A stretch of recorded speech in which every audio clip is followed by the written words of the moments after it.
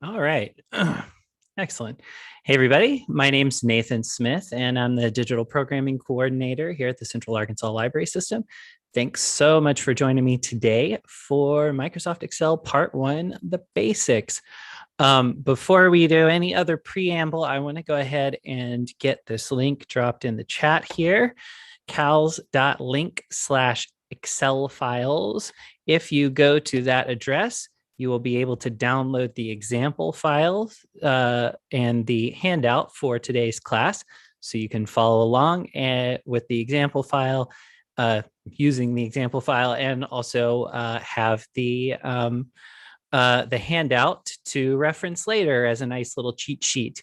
So definitely check that out. Go ahead and take a moment while we're getting things rolling to get that downloaded, so that way you can follow along if you want to. Now, if you're like, I don't really want to follow along, I just kind of want to watch and get a feel for this, that's perfectly fine. That is a great and valid way to experience this class.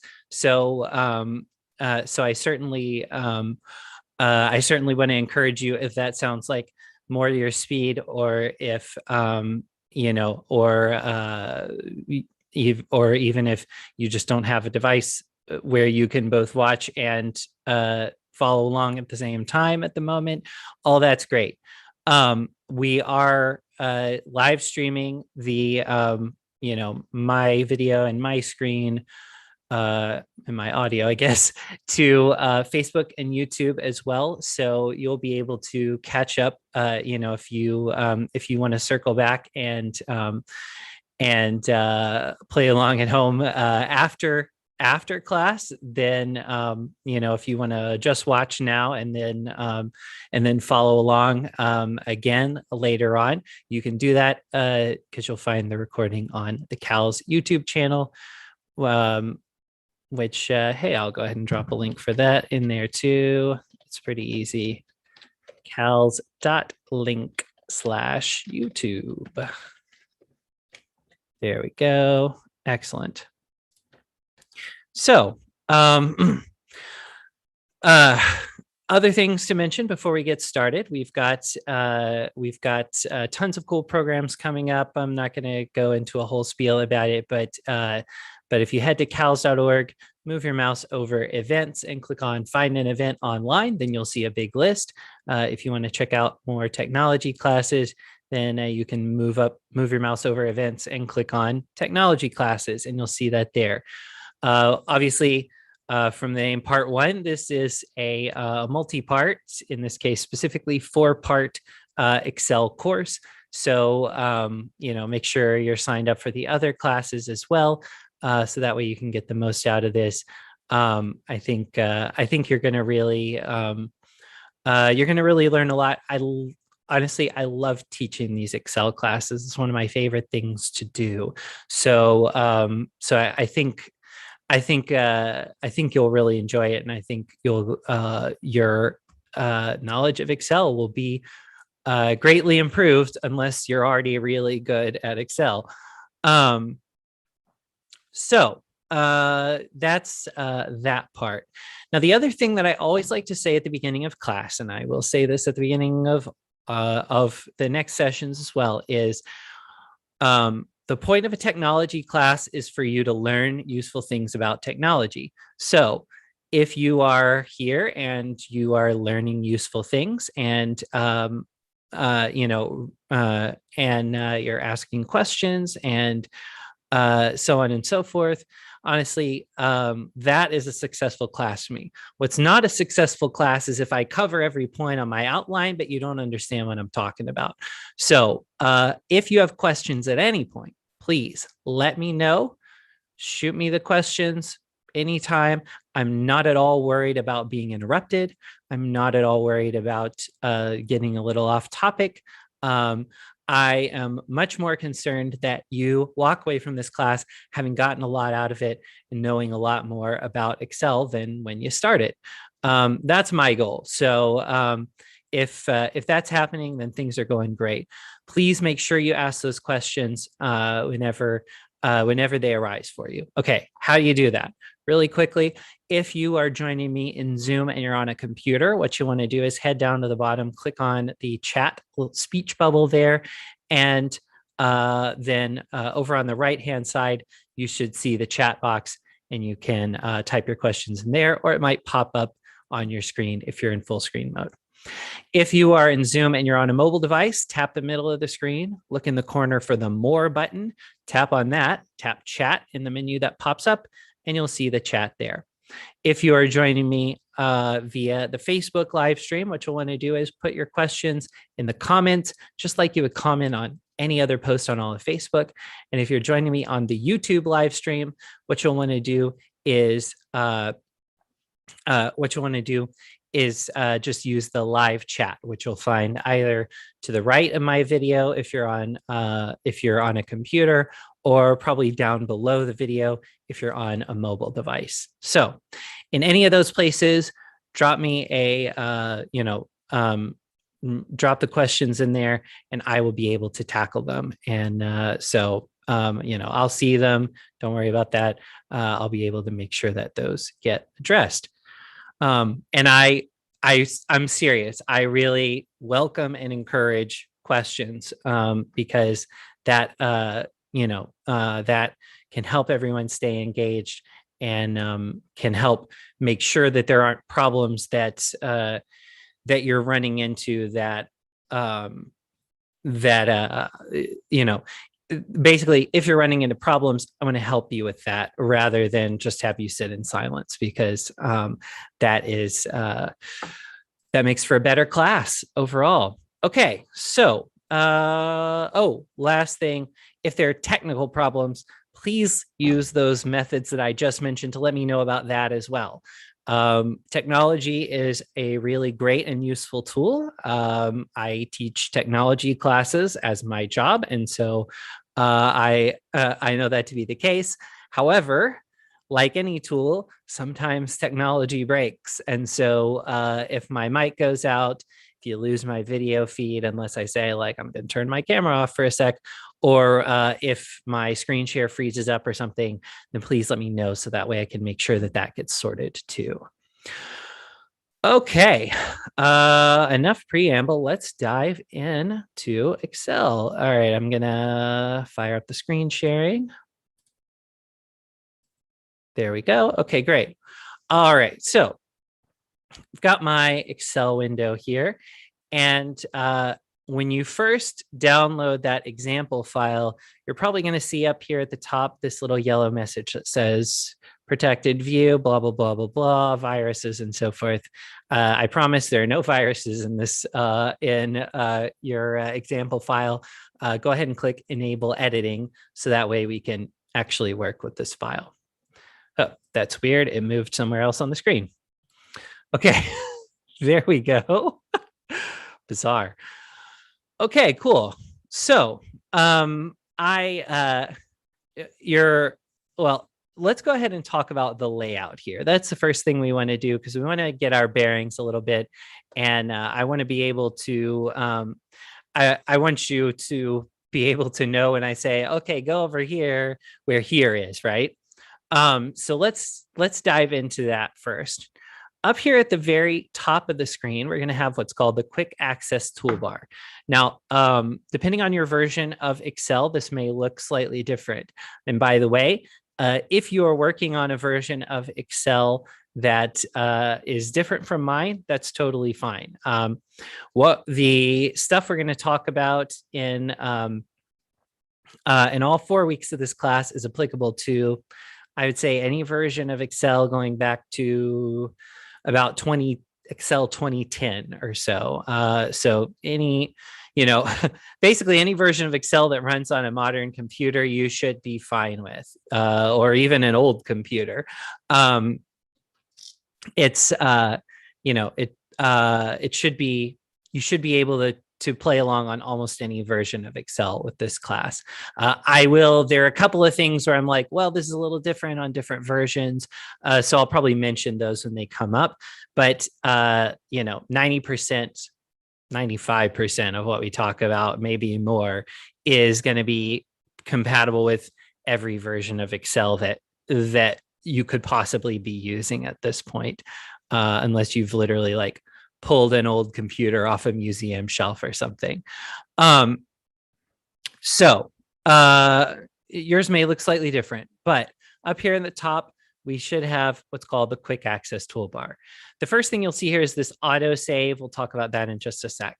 The thing to the right of that, though, is the save button. Just looks like a little old school floppy diskette like I used to use back in the day. And these are, and when you click this button, what it's going to do is just update your existing Excel file with whatever changes you made since the last time you saved. Now, if you're working with a brand new file and your work hasn't been saved before, what it's going to do is trigger what we call the save as feature. It's basically going to ask you to name your file and put it in some folder or other on your computer. Basically, give it a name and a place to live. Once it's got that, though, then you'll just be able to click this, save your work, and move on. And as long as this auto save is not on, then what you want to do is use this pretty often most of the time. Now, since we're working with an example file, you won't see me doing that, and you don't really have to do it either. In fact, it might be better if you don't, because if you want to circle back and try it again, then you may want to leave the file, in its original state. But generally speaking, when you're working in Excel or honestly any program, a good motto is save early, save often. So that way you don't lose your work.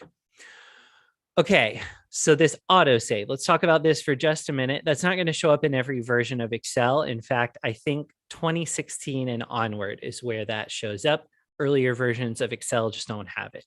And what that does is if you are working with a file that's stored online in some Microsoft online storage place, such as Office 365 or Microsoft SharePoint, which a lot of folks use for work. If you have a file that's stored in one of those places, then you can work on the file and just kind of keep going. And Excel will save your work from time to time automatically. That can be really useful, but also it can be a little frustrating sometimes, because if you make major changes and then you're like, oh, I didn't mean to make all those changes, then it's a little bit harder to get back to the version of the file that you started out with. To get back to the version of the file that you started out with, if you aren't using autosave, all you do is close the file without saving your changes and then just open it back up. So just be mindful of that. If that's on, just know that your work's being saved as you go, and kind of think about like, do I want to do this before you do something major? Speaking of, we have these next two buttons here, and they're kind of grayed out on my screen right now because I haven't made any changes to the example file yet, but they will light up soon enough. This one over here, it's kind of an arrow that curves off to the left, is the undo button. And undo is a really useful feature. It's kind of time travel for your computer. And it allows you to, when you make a mistake, it allows you to just reverse that action, whatever that was. So for example, let's say I delete 6 cells worth of information that I intended to keep. Oops. Well, thankfully, there's undo. I can go up here and click this little arrow, the undo button, and it will bring those, it'll bring that data right back where it was before I deleted it, as though I had never done it. There's also, by the way, just a little pro tip for you here. There's a keyboard shortcut for this. So in Excel, or actually in almost any program in all of Windows that supports undo, you can hold the control key in the bottom corner of your keyboard, CTRL, while pressing Z. And so control Z. And that's the keyboard shortcut for undo. So you don't even have to move your mouse up here. You can literally just control Z and move on. And so, yeah, as I said, that works not only in Excel, but in pretty much all of Windows. So that's incredibly useful to know because you never have to hunt for that undo feature on the screen. If you're on a Mac, by the way, you can also do this. The Mac shortcut is Command Z rather than Control Z, but it works the same way. If you make multiple mistakes in a row, and who among us hasn't done that, then you can hit the undo button multiple times. So if I make 3 mistakes, I can click the undo button 3 times and it will undo the latest mistake, the second to latest mistake, and then the third to latest mistake in that order. So it just goes reverse chronologically. Again, kind of like time travel. So what if we accidentally undo too much? Let's say I make those 3 mistakes, but in my haste to correct things, I accidentally hit the undo button 5 times. Well, that could be problematic, except I have the redo button right next to it. And the redo button undoes your undoing. So if I make 3 mistakes and I hit undo 5 times, I can actually just hit the redo button twice, and then I'm good to go. I'm exactly where I need to be. And so if you get a little too enthusiastic with your undo, you can use redo to correct it. Now, the only thing is, once you hit undo, if you make other changes to your spreadsheets after you hit undo, but before you think to hit redo, then you're kind of stuck. Redo is only available as the next thing after you hit undo. So make sure, so basically if you hit undo a bunch and then you put some extra data in a cell or something like that, and then you try to hit redo, it's not going to work. So make sure if you hit undo, particularly if you hit undo multiple times, just check over your work really quickly. Make sure you didn't undo any work you intended to keep. If you did, go ahead and use that redo right then. If you didn't, then you're good to go. Okay, so last on this quick access toolbar is this little drop-down arrow right here, customize quick access toolbar. When I click on it, it gives me a drop-down menu and I can add other tools, other commands to the quick access toolbar.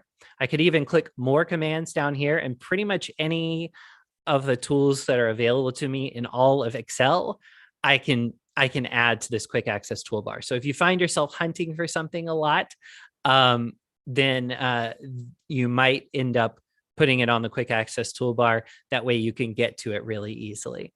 I'm not going to change anything on mine, but if you, again, it just depends on how you use Excel. So down here underneath that, well, okay, so it says part1.xlsx up here. It may say something different on yours. I renamed mine because the service where I have these example files posted just changes the names of the files to something random. I'm not a big fan of that, but whatever. And then it says Excel here in case you forgot what program you're using. You can also search for help and things like that in this search box if you have that, which is kind of a newer, a feature of newer versions of Excel and other Office programs. Okay, so down underneath that is the Home tab right here, and all of these tools down below that, and all these other tabs here. This area is what's known as the ribbon. It's a design concept that Microsoft likes an awful lot. They use it in a lot of their programs, and Excel is no exception to that. So the way I like to think of this is I like to think of it kind of like a tool chest. So if you think about, if you've ever been to like a wood shop or a mechanic shop or places like that where they use a lot of tools regularly, a lot of times they have those big old tool chests with a bunch of drawers in them. And the reason that that's useful, of course, is if if all your tools are in a massive pile or even in, a bunch of different toolboxes or whatever, you kind of have to hunt through and find the exact tool that you want, and that can take a lot of time out of your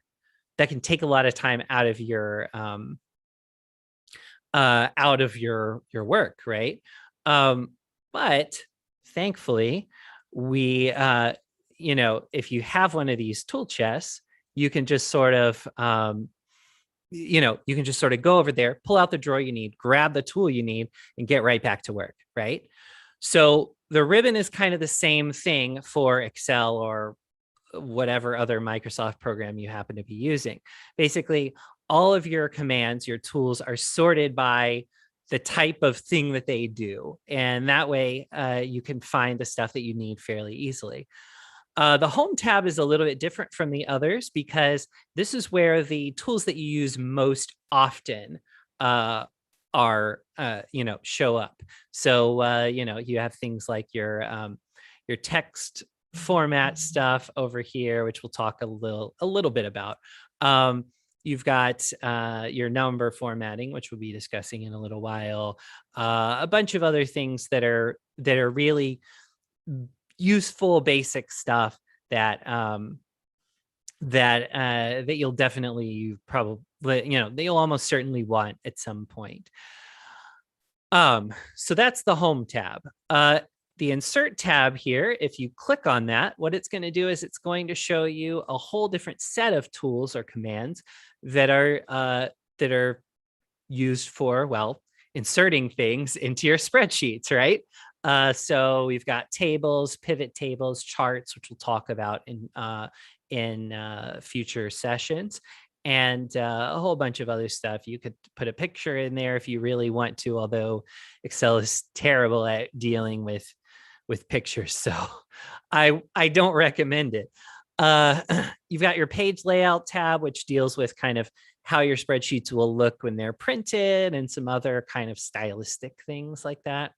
The formulas tab, formulas are the power tools of Excel. They're really, really useful.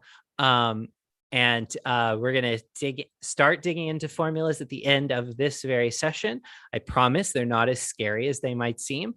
And you're gonna find it really useful. So we're gonna dig into that at the end of this session. We're not really gonna spend much time on this formulas tab though. Basically, these are it gives you kind of a reference guide here, the function library. Functions are sort of the building blocks of formulas, which we'll talk about a lot more next week. But basically you can't remember all the functions that are in Excel, and it's not a good use of your time to try to remember all of them. I don't know all of them. I don't even know half of them for sure. And so, because they do certain things, and of course, some of them are like very specific things that are for science or accounting and stuff like that. But anyway, what you've got here is basically a place where you can go and look up like, oh, I swear there's a function that does this, or I wonder if there's a function that does that. You can go and look it up and then, find it, and Excel will even like fill it into your formula for you. So super easy and very cool. There's a bunch of other stuff that you can do on here that mostly has to do with like checking your work with formulas and making sure that they're actually working properly. So yeah, that's the formulas tab. The data tab here, go away, little pop-up box. The data tab here is for dealing with the information that's inside of your spreadsheets. So it's it's pretty. We're not going to do a ton on this either, but we will do a little bit. And there is some stuff here that won't show up in older versions of Excel. So if you don't have it, don't worry about it. It's kind of creepy, this heart icon. Okay, so the review tab here, this is for things like checking your work, like there's the spell check and the thesaurus, but there are also some collaboration tools here, like comments, and you can also protect your workbook or individual sheets or individual cells from unauthorized changes, and we will talk about that in a couple of weeks, I believe. The view tab here changes how you see your workbook without changing the actual content of it. There's things like zoom in here and so on. The help tab has your all of your different help features, contacting support and giving feedback and making suggestions about other things that Excel or that Microsoft might potentially add to Excel. And then on mine, I have an Acrobat tab because Adobe Acrobat is installed on my computer. You probably won't have that. And in fact, don't follow me on this part, but I am going to get rid of it because I don't need it up there and it just throws things off. Okay, cool. So the file tab, finally, over here on the far left, I skipped over previously. But I do want to show you just briefly what's going on here. So we have this home screen. There's new to create a new file. There's open, so you can open existing files that are on your computer. Info shows you basic information about your workbook and allows you to check for things like accessibility issues that people, problems that people with disabilities might encounter with your file, or privacy issues potentially with the information that might be stored in your file, that sort of thing. So that's useful. There's save and save as, which we talked about. There's another Adobe option that I have that you probably don't, and that's fine. There's print, share, which is basically ways to send your workbook to other people online. Export, you can convert it to a different file format if you want to. Publish, which, okay, this works with Power BI, which is like a kind of a data analysis program that's part of Microsoft Office now. I haven't really used it. I am interested in doing a class about that at some point, but I don't have it yet. And don't click on it. There's a close button here that will close the file that you're working in without closing Excel itself. There's account, which deals with your Microsoft account. Feedback, to provide feedback to Microsoft. And options, which allows you to change the default settings in Excel, which I haven't found I need to do often at all. So you probably won't need to fiddle with that much. To get out of this area, which by the way is called the backstage, this whole area here, without making any changes, you can click this left arrow. Oh, also you have recent files that you've worked with, and templates and tutorials for new stuff up at the top. Boop. Okay, here we go. Okay, so we're back on the main screen here. Okay, a couple more places to talk about, and then we'll dive into actually making some changes and working in here more often. So, actually doing some work in this file. Okay, so up at the top, just below the ribbon, on the left side, we have what's called the name box here. And we'll talk about the name box more next week. For now, we can just ignore it, although I will point out one thing about it a little later as we move forward. But that's the name box. This is called the formula bar right here. This is the best place to type formulas, which we'll talk about a little bit later. And it does some other stuff that we'll talk about shortly too. And then down here, these are our actual sheets. So Excel, as you probably know, is a spreadsheet program. This is a spreadsheet right here at the bottom. Now, an Excel file, just by way of clarifying terminology, because one of the best ways to learn about Excel, once you have a little foundation in it, is to Google stuff. If you're like, I wonder if Excel does this, there's a good chance that it does, and you can look it up and find out. But when you do, you'll probably run across the term workbook. And I've said it several times during class already. An Excel file is actually called a workbook. And that's because, or it's not called a spreadsheet. And that's because an Excel file, a workbook, can contain multiple spreadsheets, much like a book can contain multiple sheets of paper with different pieces of information on it, right? So that's why an Excel file is called a workbook. You've got a file that might only contain one spreadsheet or might contain multiple. Sometimes they also call them, the sheets themselves, worksheets, but mostly everybody just sticks to saying sheets. Speaking of which, we have down here at the bottom some little tabs. Each of these tabs, well, there are only two this time, represents a separate spreadsheet or sheet or worksheet or whatever you want to call it inside of Excel, or inside of your Excel file. So we have two sheets here, the sandbox sheet, so named because we're going to be just messing around in it. And then the basic math sheet, which if I click on that, is going to show me a data set that we're going to be working with. So I point that out just to say, particularly next week, we're going to have several different examples and we're going to be moving from example to example. And when we move from example to example, we're going to go from sheet to sheet to sheet.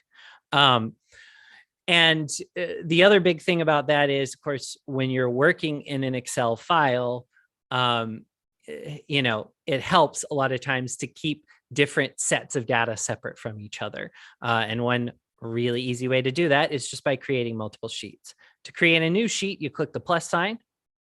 There we go, sheet one, my brand new sheet, which looks the same. And then you can just, again, switch back and forth. If you want to rename it, you can double click it and call it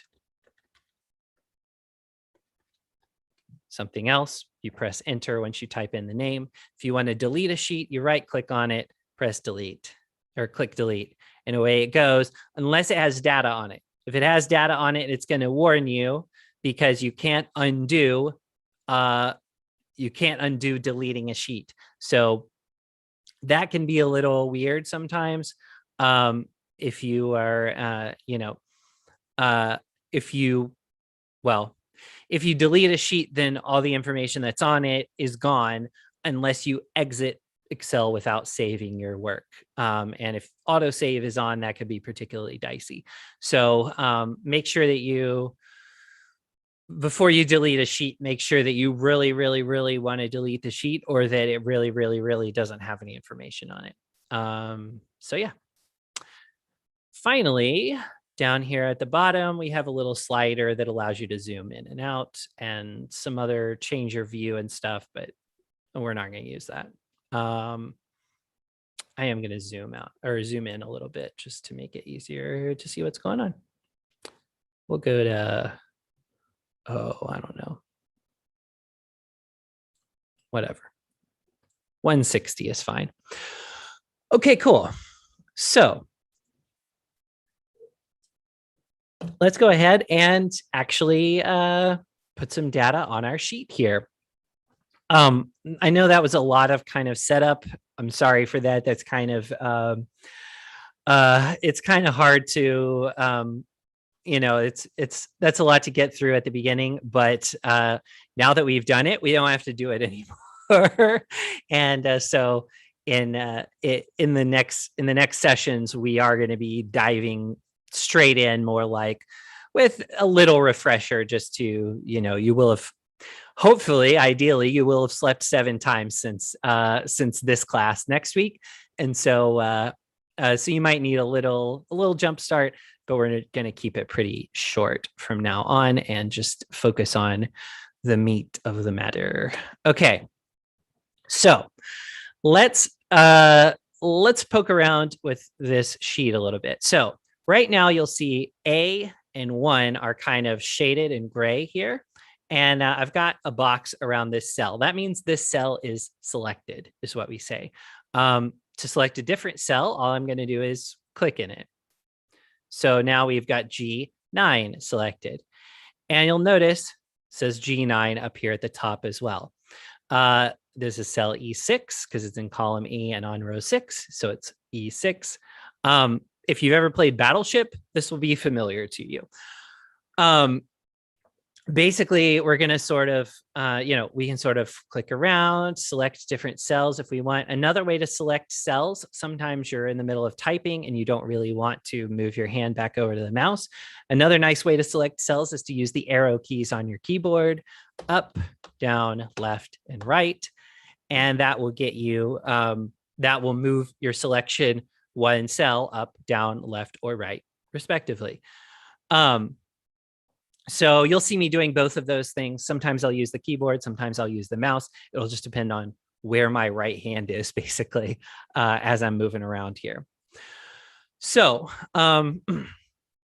we've got our selection process there. When you have a cell selected, you can also put information into it. So if I want something here in cell D5, I'm just going to type, there we go. Excuse me. I'll type that in there. And then as I'm typing, you'll see it show up here. You'll also see it show up in the formula bar up at the top.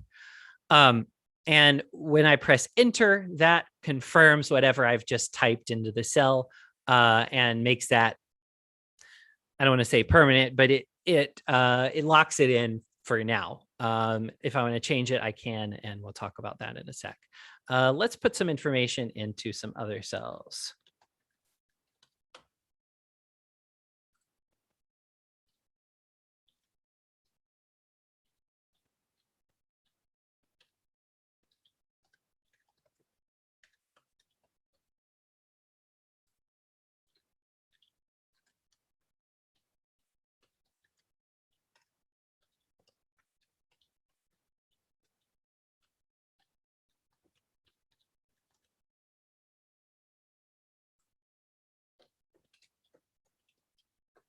Okay, cool. So we got some stuff here.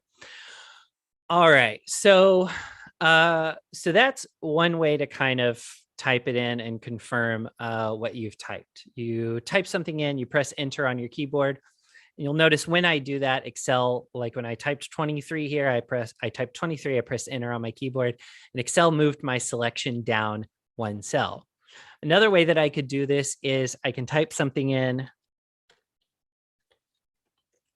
and I can hit the tab key on the left of my keyboard. When I hit tab, it's going to confirm what I typed, and it's going to move my selection to the right one cell, generally speaking. In some cases, it will do something different. And we may talk about that a little bit later, but it's not super duper important. Occasionally, depending on the circumstances, you can also use the arrow keys to move once you type something, and that can also confirm it. But that's not always reliable, and it's a little weird.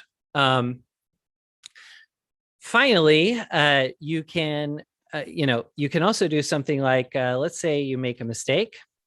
You can cancel out what you've typed in or cancel out the changes that you're making.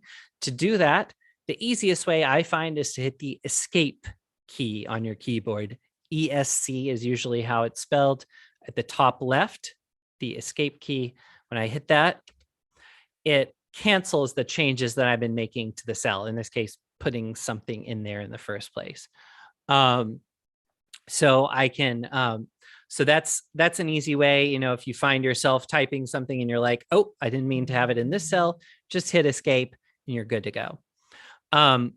You can also make changes to the contents of a cell. So for example, if I typed 23, but I meant this to be 223, then what I can do is I can select the cell by clicking on it or moving my or using the arrow keys. And then the easiest way to make changes, I find, is to come up here to the formula bar at the top. When I click there, I can put my cursor wherever I need it to be, the little blinking line there. I can use the arrow keys to move the cursor, however, to wherever I want it to be. And then I can just make changes as I would in any other thing if I was writing email or working in Word or whatever else. Then I can hit enter to confirm it. Or yet another way to confirm it would be to click this little check mark right here. And that'll actually lock in whatever I typed in the cell without moving my selection at all, which is kind of handy. This X also cancels, just like hitting escape at the top of your keyboard does. Cool. So, so those are kind of the basics of entering data into our cells here. One other quick thing I want to point out is this. So over here, I typed out this whole tongue twister, Peter Piper picked a peck of pickled peppers, and I have, and I started in cell K9 here. As I typed, it continued on out seemingly into cell L9, cell M9, cell N9, and then just a smidge in cell O9 as well. But take a look at the formula bar. The formula bar has the whole thing. Peter Piper picked a peck of pickled peppers. And then when I click on L9, there's nothing up there.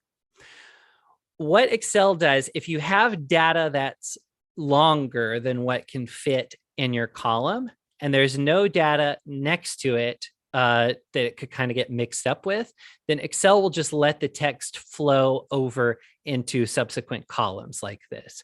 And so since I had nothing in these other cells here, it just continued on, and that was perfectly fine. But just to be clear, the data all lives in cell K9 right here. And you can tell that because of the formula bar. When I click on K9, you can see the whole thing at the top. When I click on L9, it's empty right here. So that tells me that there's actually nothing in cell L9, and all of this text is in K9.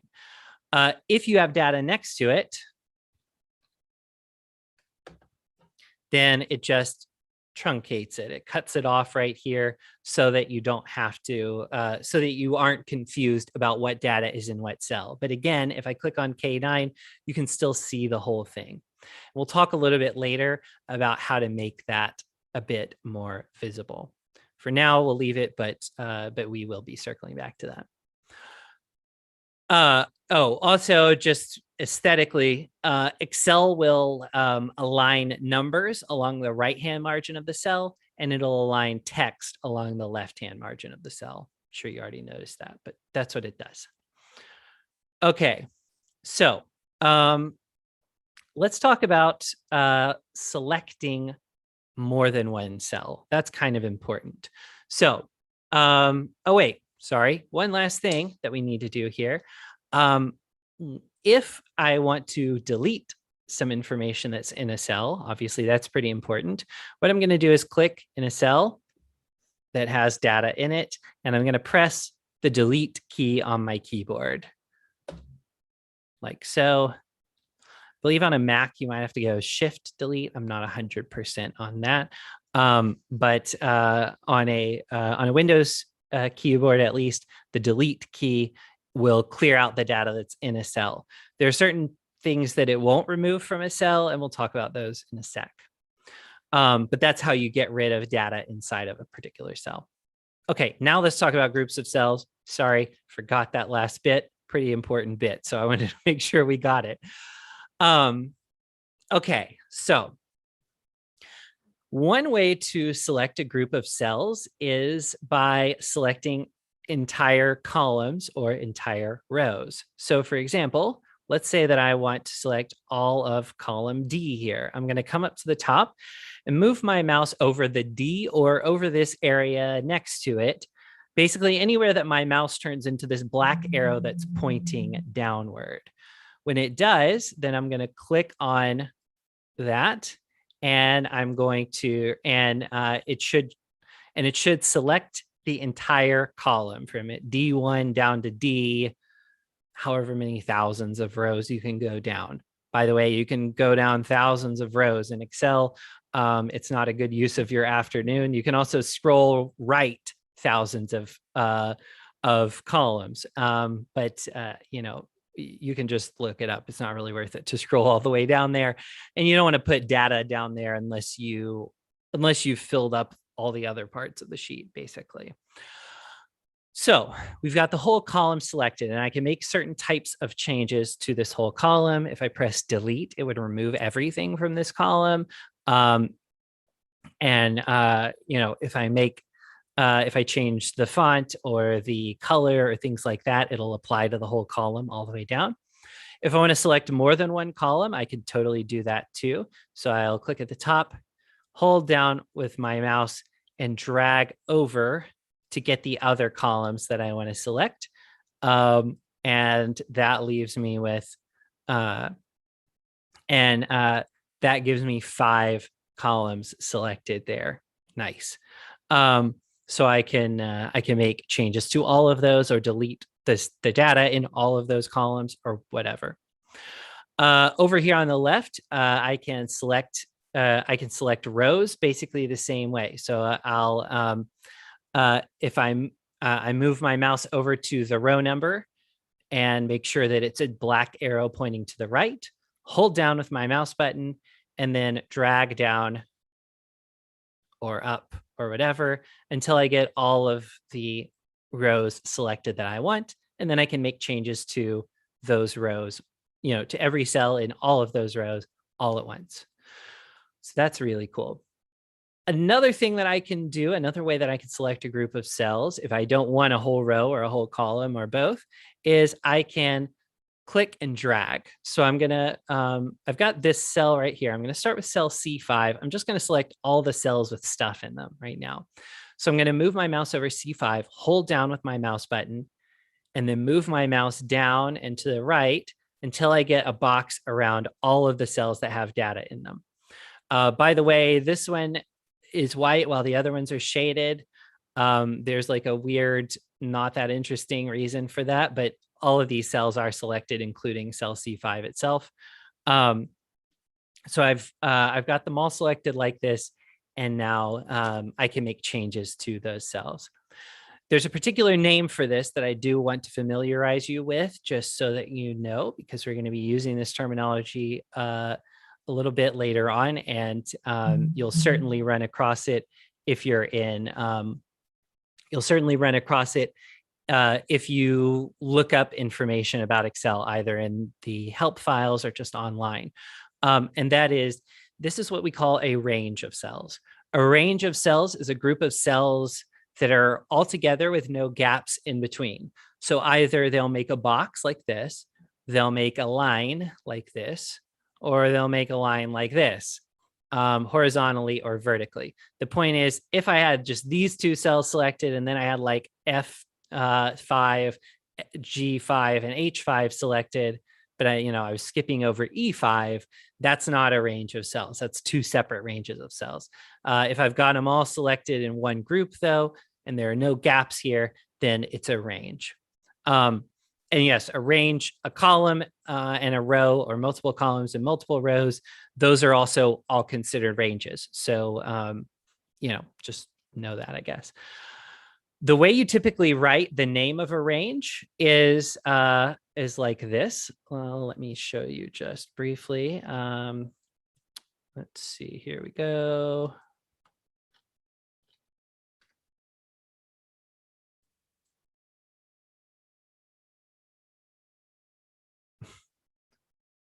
Wow, I made this window very large earlier for some reason. Cool. Okay, here we go. I'm gonna screen share this with you for a sec. Okay, so if I were writing the name or sort of the address of the range from D5 to F12, the way I'm going to write it is D5 colon F12. And actually, I'll go ahead and make this somewhat larger.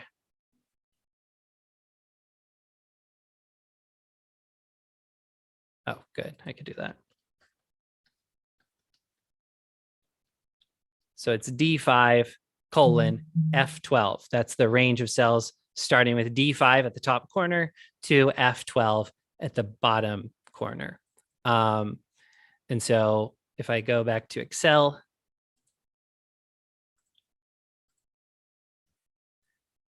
D5 to F12 is this range right here.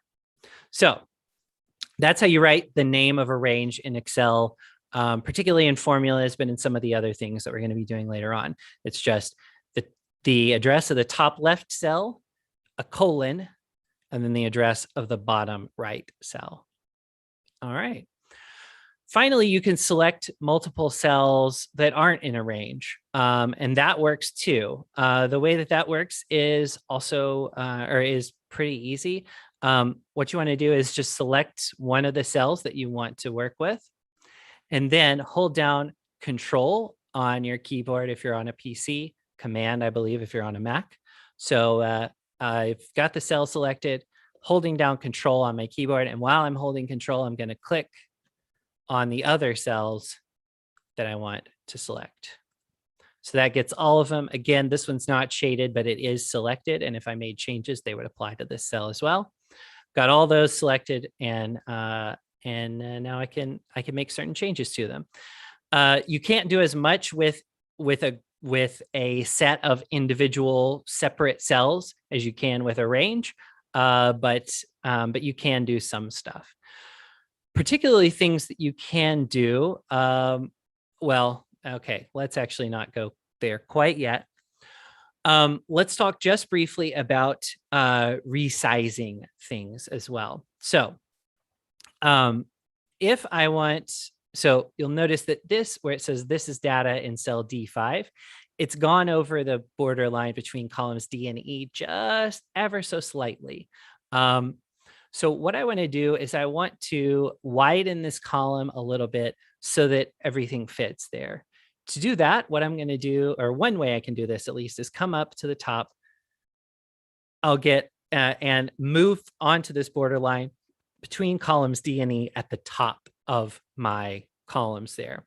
So in between essentially the letters D and E, my mouse pointer will turn into a black line with two black arrows pointing left and right. And if I hold down on my mouse button, I can then move my mouse over a bit and drag it so that I get a wider column. When I let go of the mouse button, then the column is that wide rather than the previous width.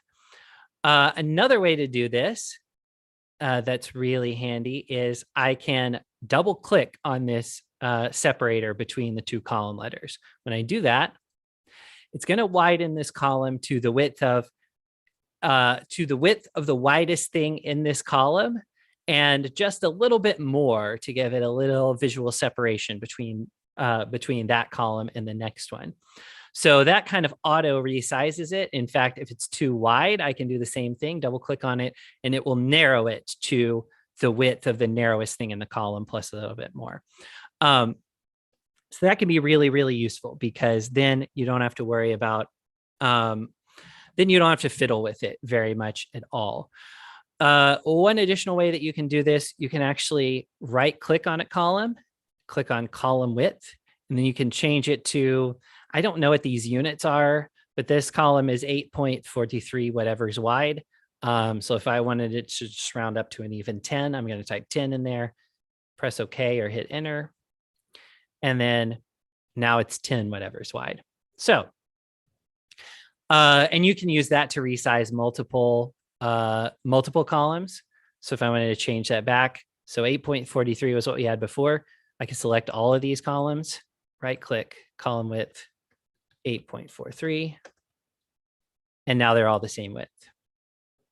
Nice.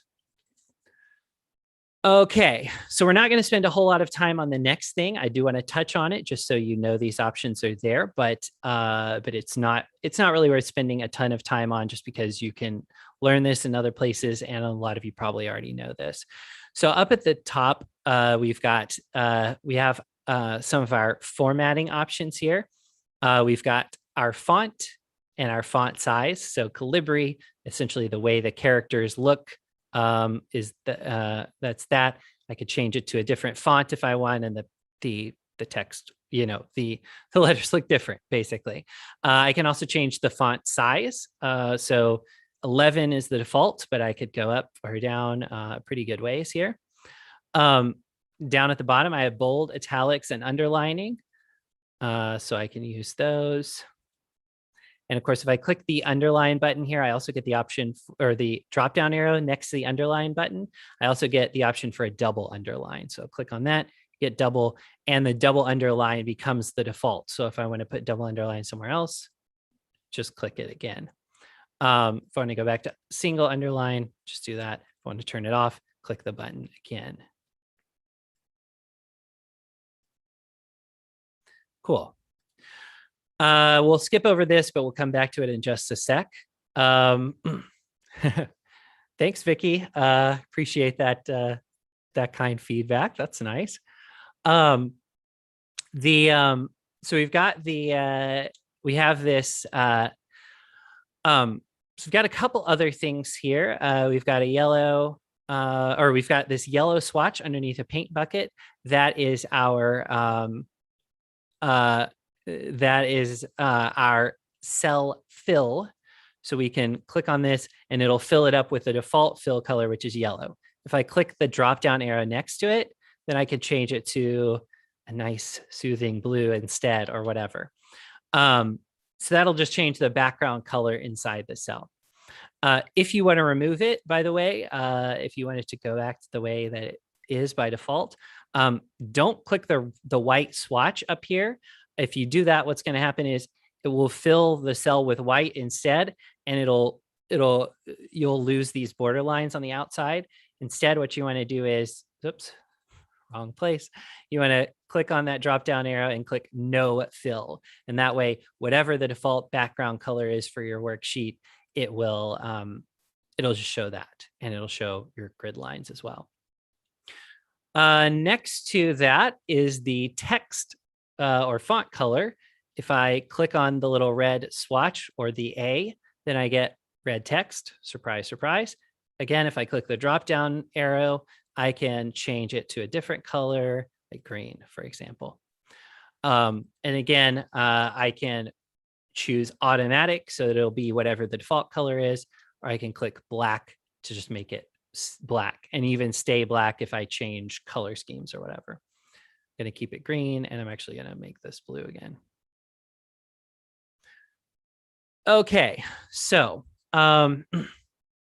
next to that, again, we're going to skip over this borders for a moment because we'll come back to it. Okay, I'm going to make this a little bit wider, this column, and I'm going to make the row a little bit taller. So I guess I didn't show you that, but it is the same process. Move on the border line between the row numbers, and then your mouse turns into a line with two black arrows pointing up and down. Drag that down, and when you let go, it'll be that height. Okay, so you have alignment over here. By default, your text or your numbers or whatever's in your cell is aligned along the bottom of your row, however tall the row is. You can vertically, put it in the middle by clicking this middle align button instead, or you can put it at the top by clicking the top align button. You can also change the horizontal. So you've got align left, which won't change anything since this is text and it stays on the left side unless you change it. You've got center, and then you've got align right. If you want it in the absolute middle of the cell, do middle align and center, and there it is. Okay, so let's see. We've got a couple other things in this area that I want to draw your attention to. So down here at the bottom, I told you we'd talk about this before. Of course, if we wanted to widen this column out so that we get the whole Peter Piper picked a peck of pickled peppers, we could do that by dragging it out or by double clicking here. But we don't want to use that much horizontal space. Instead, we actually want to use some vertical space. But if we make this row taller, that's not going to do anything in and of itself. What we need to do is we actually need to go up here and click on this button called wrap text. When I click on that, my row, sometimes it won't do this, so you might have to adjust it manually, but usually your row will automatically adjust height to fit all of the text in. And then what it does is it basically says the right margin of this cell is where we stop. And it sets that as an actual text margin, and then it puts everything else down on subsequent lines. So if I added more to this, then the cell should get taller, and it will actually it will still fit all of it on there. So if you need more horizontal space rather than more vertical space, then you can use this wrap text to make all your text fit and actually be visible on screen. Particularly useful, of course, when you have data in the cell to the right, blocking folks from seeing the whole, the whole contents of the cell. Another option that you have, and this is particularly useful for titles, is is merge and center here. So I'll put in a title. And if you've got a title at the top of your sheet or something like that, you really don't want that to be the whole, you don't want that to be the whole thing. Like, you don't want that to dictate how your data is laid out in the body of your cell. So what you can do, instead of changing your column widths or your row heights according to how the title looks best, instead, what you can do is go up here and use this merge and center feature. So what I'm going to do is select these cells,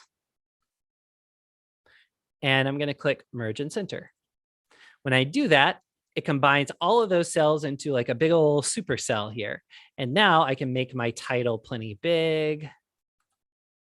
And I can change all the different styles and stuff like that. And I don't really have to worry about if I need my rows to be like, this row has very little information in it. If I need it to be narrower, then I can just narrow it. No big deal. And everything will stay the same. My text that's centered here is going to stay centered in the merged cell. And so that's a nice way to free yourself up for things like a title at the top without creating a lot of extra hassle with managing your actual data down in the rest of your sheet. It does center it. If you don't want it centered, you can go back and align it along the left-hand margin again, or you can put it wherever you want to. And if you want to undo this, then you can click merge and center again with the cell selected, and it will unmerge the cells. It will not change these styles though. So I had regular text that was aligned left inside of the cell when I first merged them together. Oh, and it does put all the information that was inside the merged cell in the top left cell when they're unmerged. So it doesn't change any of those styles. And if I type in any of these cells now, you'll notice it's super big. So one last thing I want to show you in terms of that is is right here. I'm going to select all of those cells again. I'm going to come up to the top and I'm going to click, or I'm going to find where it says clear. I'm actually going to turn my camera off for just a moment because for those watching the live stream, you might not be able to see this button. I'm not 100% sure. So here we go. Okay, so I'm going to find this that says clear, click on that and click clear formats. And what that's going to do is remove the, essentially change the look of the cell back to the default. So 11 as the size, Calibri as the font, left alignment for text, right alignment for numbers, and so on and so forth. Again, I can come up here, clear formats. There we go. Cool. Okay, so that's all of this stuff except for my borders. And except for this, you can rotate your text if you want to by using this. Basically, you click on this AB with the arrow pointing diagonal, and you can kind of you can change how your text is oriented in various ways. If you want to remove this crazy formatting, again, you could go clear all formats, or you can click again on the option that's currently selected. So rotate text up is selected right now. I'll click on it and it gets back to normal. Okay, so let's talk about borders and then we'll move on to some other things. So let's say that I'm using Excel to keep track of a budget. If I were doing that, let's say I had an expense that was $5. I had another expense that was $23.42. Let's say I paid, $51 for something. And let's say that I paid $3.29 for something else. Okay, there we go. Okay, so I've got all these, and I did an intentionally bad job of keeping this all consistent. So this is 5 with a dollar sign. This one is 23.42, but there's no dollar sign. This one's just the number 51. And this one actually has everything. Dollar sign, the decimal point, and the number of cents after it. So that's I mean, that's readable, but it's not great. And if I were trying to do the math at a glance, or like see how my budget's going by just like looking through things, it's going to be hard for me to read this. So what I'm going to do is I'm going to come up here to the top, click and select this whole column J right here, because I'm assuming, like, for my expenses, that column J is going to be where I put the actual dollar amounts. So I've selected column J by clicking there. And now I'm going to come up to the top to this drop-down box where it says general. When I click on that general, on the drop-down arrow next to where it says general, then it's going to give me a bunch of different options of what we call number formats. I'm going to go ahead and click on the currency one. When I do that, you'll notice now it's standardized my numbers quite nicely. So I have $5.00, $23.42, $51.00, et cetera, et cetera, et cetera. So, and now when I type something in here, let's say I do 8, then it automatically converts it to $8. What this is doing is taking the raw information that I'm putting in this cell, and it's giving it, and it's changing its look. Basically, it's giving it a little tweak so that everything looks consistent, and that's really handy. Excuse me. Okay, I think I just, nope. Okay, good. All right, I did not spill tea on myself. Hooray. All right, so that's what these number formats do. They take a number and they display it in different types of ways. Let's take another example. Let's say I'm keeping track of the dates that I had these expenses. So I did 1/8 there, and I'll type AUG2. There we go. I'll type 8/3/21, and we'll go 8/3/2021. And I'll go 8/9. That's today. Okay, great. So we've got our dates here, and they're inconsistent. Now, Excel noticed that these were dates, and it did change them a little bit, because I typed 8/3/21 here, and it made it 2021. These it noticed, and these it changed to this weird format. I'm not sure what this format's about. But a lot of times when it notices dates, it'll do this. It'll change it to the day number dash and then the first 3 letters of the name of the month. I don't care for that format, but whatever. I don't, it's probably might be something to do with accounting or something like that.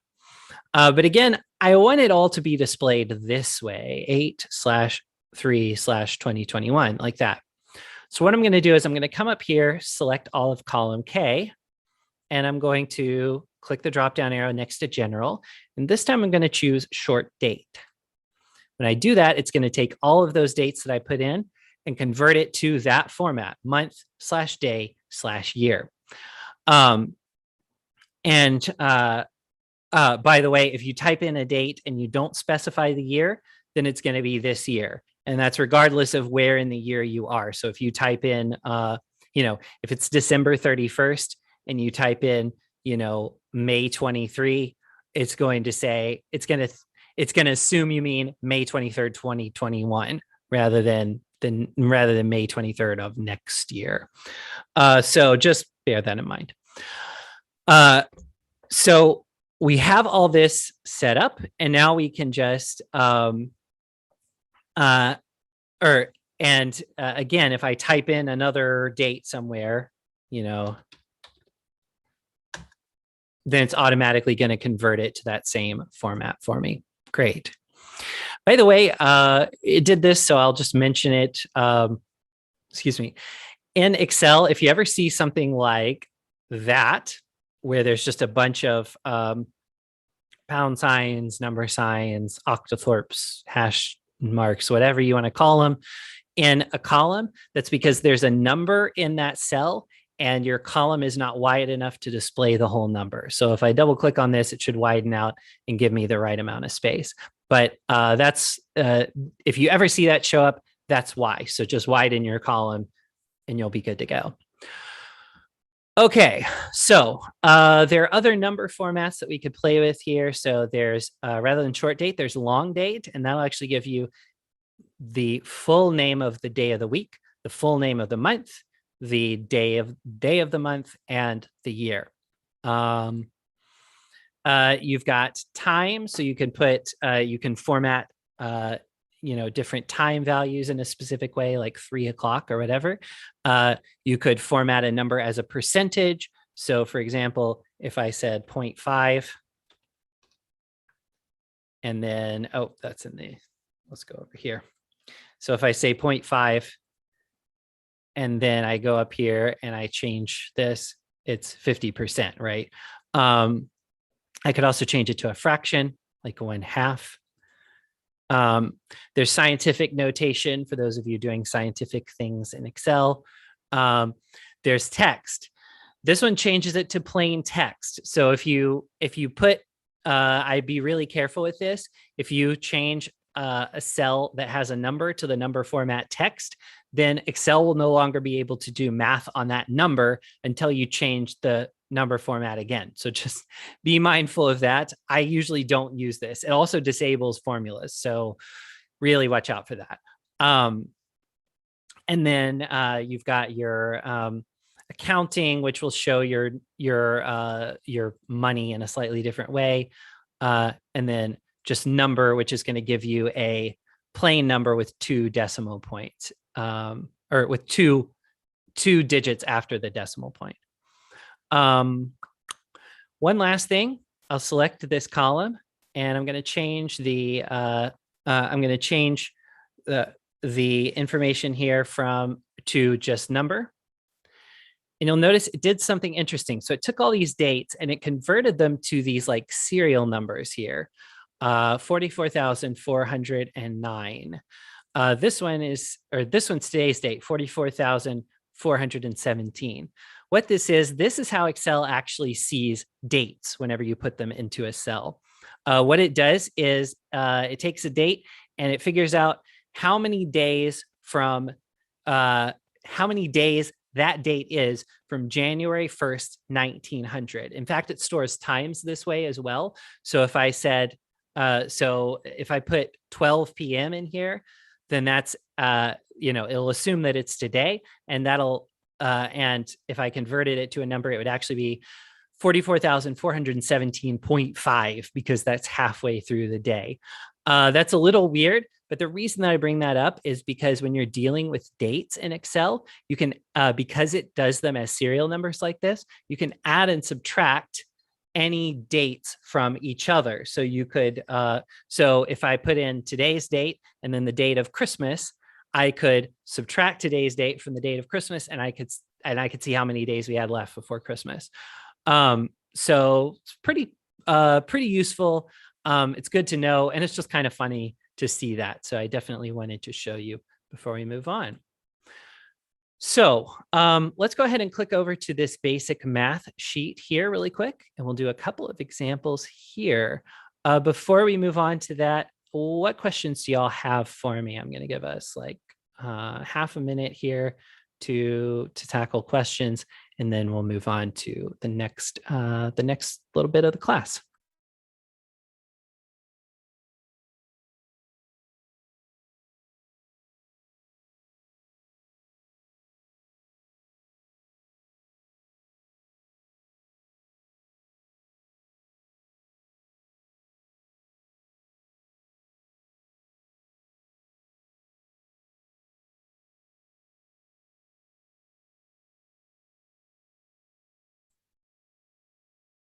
All right, I don't see anything. If you're typing a question, keep typing. Please send it to me and we will tackle it.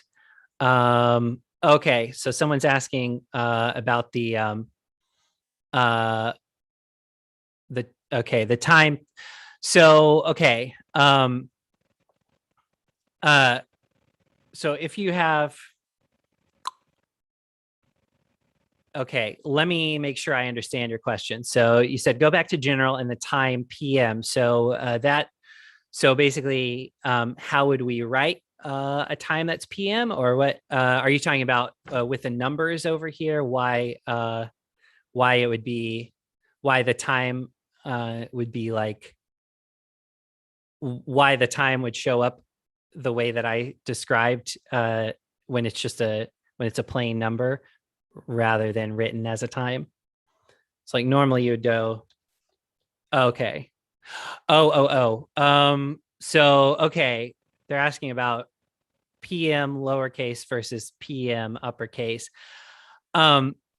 Excel, generally speaking, I think Excel can usually make sense of it.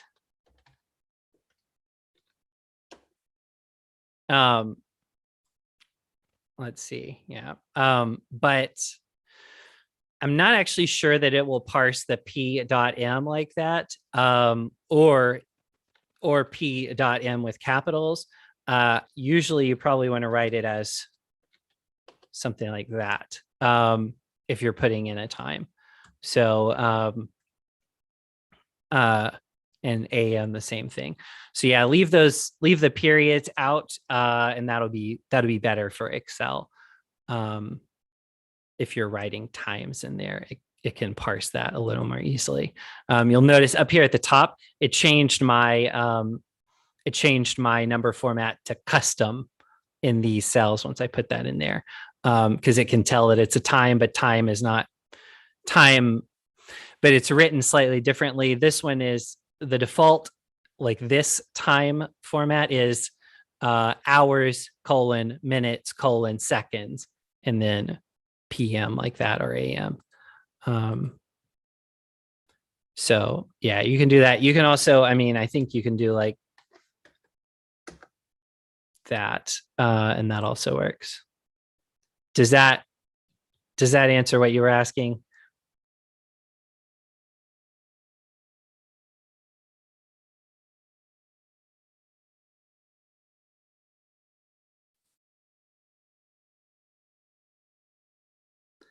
I think you might be able to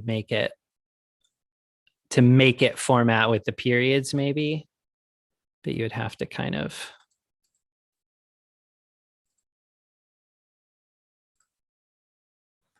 you can get real granular with this if you need it in a specific format, but it's not worth going into all those ins and outs. Okay. It says it tells you PM even if it's AM. That's strange. If you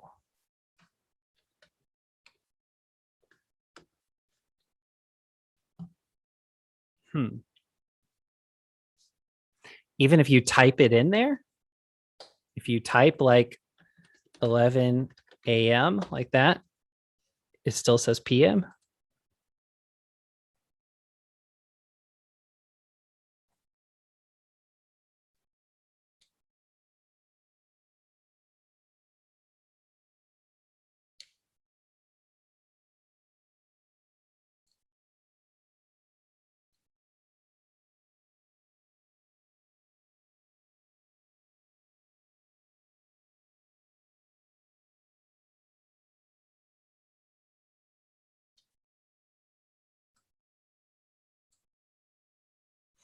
Yeah, let me know. That's weird. Go figure.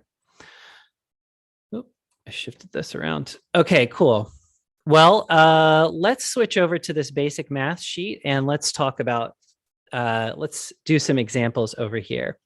So the first thing I want to show you here is, okay, so in this example, nope, that's not what I meant to do.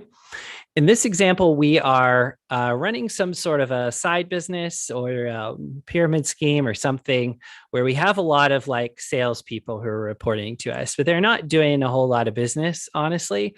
And whether it's worth our time is questionable, perhaps.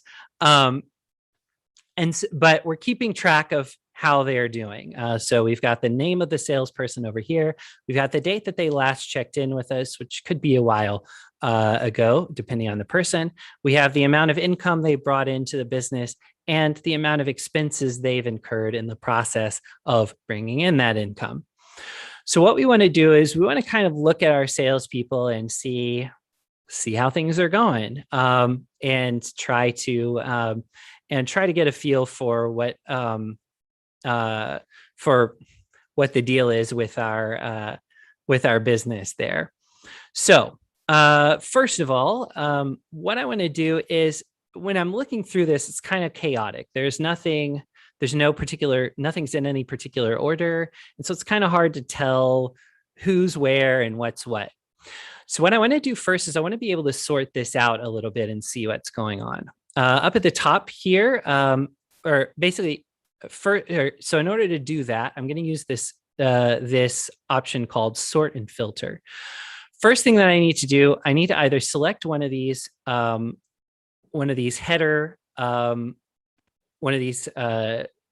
column headers up here, or I need to select something down here in kind of the body of the data. So I start out with this cell selected, but I definitely don't want that one. I need to come down here into my list of stuff in some way.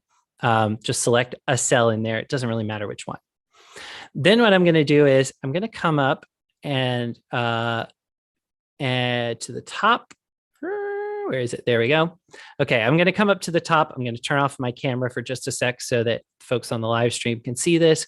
I'm going to come up to the top and I'm going to click on where it says sort and filter right here. It's a little AZ with a funnel next to it. I'm going to click on that. And then in the menu that pops up, I'm going to click filter. What that does is it gives me little drop-down arrows right here next to each of the column names. So name, date, income, and expenses. So what I need to do here is what I'm going to do is start pretty simple. I'm just going to sort everybody alphabetically so that if I need to find someone, I can find them. So I'm going to right click, or I'm going to, just regular click on the drop-down arrow next to name, and I'm going to click sort A to Z. When I do, Antoinette shows up at the top and Zeke shows up at the bottom. And the data from all four of these columns gets sorted all at once based on the name. So the information that was, the information that was on Antoinette's row stays on the same row with the name Antoinette as this gets sorted out. So this was what was showing up next to Antoinette before. It's still showing up there now. So we want to make sure that, the only time that wouldn't happen would be if you had the drop-down arrow next to some column headings and not others. The most common reason that can happen is that you have a gap, like a row or a column that you skipped. So if you have a column that you skipped, like an empty column, you want to get rid of that. And that way you can do this. Okay, so now I can see, like, Antoinette last checked in with me today, August 9th, 2021. The income number for her is $2,217.71, and she's only incurred $182.23 worth of expenses to bring in that income. So that's pretty good. So we can kind of look through here and see, now we can easily find people. Another thing we could do would be to sort by the date. So if I click on that drop-down arrow next to that and click sort, say, oldest to newest, then I can see Rupali right at the top. And the last time Rupali checked in with us was January 20th of 2011, a long time ago. So I hope Rupali is okay. And I can see what his income and expenses numbers were as well. And I could sort based on those too. So let's see who our top earner is. I'm going to click on the drop down next to income and click sort largest to smallest. That's going to give me $3,000 and some odd dollars for Zeke. And Janet was our lowest seller here at $108.32. So we can use that to sort. We can also use it to filter. If I want to get rid of all the people who haven't checked, if I want to temporarily filter out all the people who haven't checked in a while, I could go up here and click on date. And I'll just come up and say, okay, 2021 and 2020 let's go half of 2019. So I'm going to click on the date dropdown. I'm going to click on the button that says, or the checkbox next to select all, and that'll deselect the cells there. Then I'm going to go 2021, 2020, and then I'm going to hit the plus next to 2019. Oh, okay. So we only have September and November. I'll go ahead and check all of that. That checks these two. But if I wanted only, say, November and later, then I could uncheck September if I wanted to. We'll go with that. Now when I click OK, any date that's before November of 2019 no longer shows up here. So so I can focus on the data that's actually relevant to what I'm working on at this moment. So I've got so down here I've got my so if you have information that's filtered out, rows that are filtered, you can look over here at the row numbers and you can see it skips row numbers. So 4, 5, 7, 8, 9, 11, 13, 16, 21, 25, 26, 28. So so you can see that it skips and they're blue. So you can tell that there's something weird there. If I want to remove that filtering, I can click on it again and click clear filter from date. Or I can come up here underneath sort and filter and I can click clear there, and that will also work. Cool. So let's go ahead and actually let's do that. I'm gonna come up here, click on sort and filter, click clear. You can also do what's called a custom sort here. We're not going to dig into that right now, but you can sort based on multiple criteria. So I could say, like, if two people have the same name, then sort alphabetically, but then if two people have the same name, like sort based on the date they last checked in, or sort based on their income number if the names are the same, or if the name and the income number are the same, sort based on the expenses number too, or whatever. So that can help you get stuff in exactly the order that you need it in. A nice way to do that would be sort by last name, then sort by first name, or whatever. Okay, so let's do a couple of quick things for formulas, and then we will wrap it up.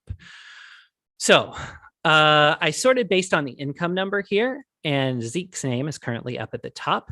Let's say that over here on the right, I actually want to have, let's say that I always sort it based on the expense number. So whoever is the biggest earner is always going to be on top here. If that's the case, then I also want to have that person's name show up here, maybe in bold or something. So I'll go ahead and click the bold button. In order to make the name show up here and to make it change depending on who is the top seller at a given time, what I'm going to do is use a formula to fill that in. So I'm going to come up here, so I've got cell F4 here selected. I'm going to come up to the top, click in my formula bar. Now, you don't necessarily have to do that part. You can write a formula down here in the body of the sheet rather than up in the formula bar. But when you make mistakes, and we all do, it's going to be a lot easier to correct those mistakes if you're working in the formula bar rather than inside the cell itself. So whenever I write formulas, you'll see me typically select the cell and then click in the formula bar. Okay, the first thing we need is an equal sign. Every formula in Excel starts with an equal sign. If you write the most beautiful, exquisite formula that would make the developers of Excel cry from just the sheer joy of witnessing it, but you don't start it with an equal sign, it's not a formula, and Excel is not going to treat it as a formula, and it's not going to work. However, if you write something that starts with an equal sign and put it in a cell, but you don't expect it to be a formula, Excel is going to try to treat it as a formula, and you're not going to get the result that you expect. You might get an error message, or you might just get something, you might just have something really confusing showing up on your screen in that cell. So always start a formula with an equal sign in Excel. Never start anything else with an equal sign in Excel. Just that's a good rule to live by when you're when you're working in Excel, at least. So we've got our equal sign to tell Excel to expect a formula. And then we're just going to type A4 in our formula bar. And I can click the check mark here or press enter on my keyboard to lock it in. When I do that, sure enough, inside this cell, it now says Zeke. So what's happening in this formula? Well, pretty simple. We've got our equal sign, and then we just tell Excel the address of the cell that we want it to look at, which is A4.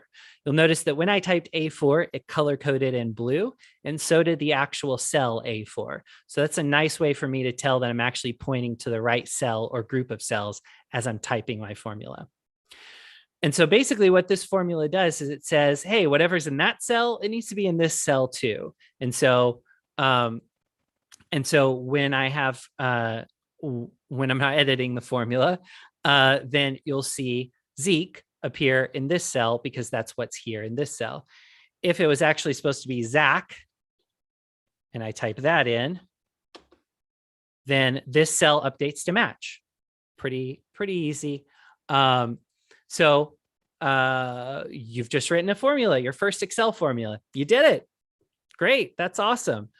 And so yeah, that's formula number 1.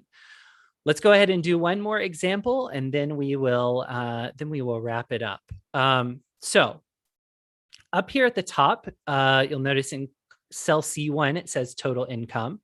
In cell C2, I have a blank cell, and I want to put that total income number into cell C2. To do that, I'm going to click in the cell to select it, click in the formula bar, hit my equal sign to tell Excel to expect a formula, and then I'm going to type the word sum, S-U-M, not sum as in some chickens, but sum as in the answer to an addition problem. So S-U-M, and then I'll put a left parenthesis there. For those of you not familiar, I'll hold, whoops. Oh, always do that. Hold down that for too long. For those of you not familiar, I'll hold down the shift key on my keyboard while pressing 9, and that gives me a left parenthesis. Then I'm going to put something in here. So I'm going to type in C4 colon C100. Now, if you recall, that's how we type the address of a range of cells in Excel. So in this case, it's a range of cells that starts with cell C4 up here and goes down to C100 down below our view. Then I'm just going to add a right parenthesis. So I'll hold shift while pressing 0 on my keyboard to close out that set of parentheses. And this is my formula. Okay, so the equal sign tells Excel this is the beginning of a formula. The word sum, S-U-M, is what we call, and you don't have to remember this terminology. I'll refresh your memory on it next week. That sum is what we call a function, which is one of the building blocks of formulas in Excel. And basically, it's a trick that Excel already knows how to do. If you think about like a dog, for example, if you have a dog and you train the dog, then when you say Rover sit, Rover sits, right? Because Rover already knows how to do that trick, sit. Excel is the same way. If you say Excel add, then Excel already knows how to add, and so it will do it as long as you give it something to add with. Obviously, if you say Excel add and you don't give it any numbers, then it's like add what? And that's where this next bit comes in. What's inside of you've got the parentheses, which tell Excel, this is the stuff that I need you to add. And then inside the parentheses, you put that stuff, what we call arguments. And again, I'm going to refresh your memory on all this, and there will not be a test. So that's what we call arguments, essentially the raw materials that the function needs in order to do its job. In this case, adding numbers together. So we're telling it the numbers that I want you to add are in cells C4 down to C100. And again, it's color coded for me in blue so that I know I'm pointing to the right thing. I'll hit the check mark or press enter on my keyboard. And now I can see the total income number is $28,727.68. By the way, I do want to point out, even when I'm not working with the formula shows up in the formula bar. the result of the formula, in this case, the total of the numbers that I'm adding together, is what shows up in the cell, or in the cell itself in the body of the sheet. So that's worth mentioning. And the same is true over here. All right. Well, that's pretty much it. This formula stuff, like I said, we'll do a little refresher at the beginning of next week's session. And of course, if you want a little refresher in the meantime, feel free to head over to the CALS YouTube channel and you can watch the recorded version of the class. And of course, that also means if you know someone who might benefit from the class, it's not too late for them to join us. Send them the link to the YouTube video, and then they can register and join us next week as well. And the only other thing to do is to tackle whatever final questions you have before we wrap it up for today.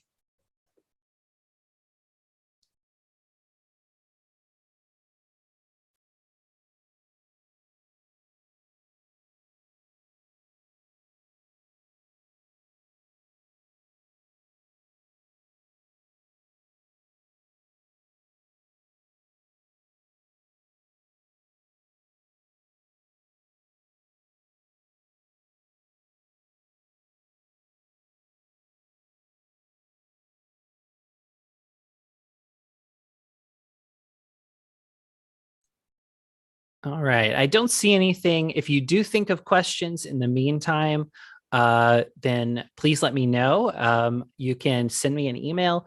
The email address to use for that is digital@cals.org. So that's digital@cals.org. And I hope that y'all have a fantastic week. Thank you for joining me so much. Always fun to do this. And I will see you next week. Bye, y'all.